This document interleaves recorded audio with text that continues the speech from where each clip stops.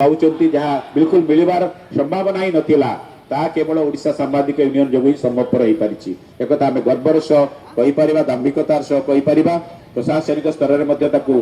स्वीकार करा जाउछि जे ओडिशा सांबादिक यूनियन रो जो प्रभावी आंदोलन ताकू सरकार अनुभव करछंती अतीत रे मध्य जो सब कथा गुडी कहिछि जो कथा कोरोना कथा कहउथिले कोरोना समय रो जो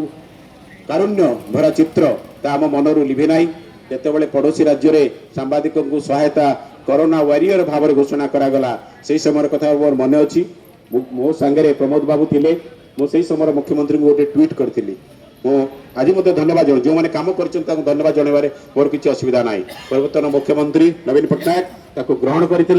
नेक्स्ट दिन 15 लाख टकार सांबादिक मानक कोरोना वारियर भाव में घोषणा करा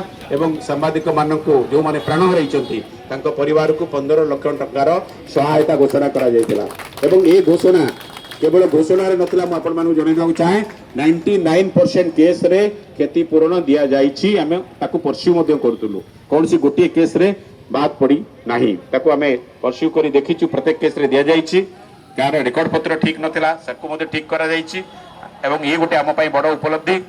एकथा आम जो संभवपर होइतिला तेणु आज जो विशेष परिस्थिति रे आमे राजरास्ता रे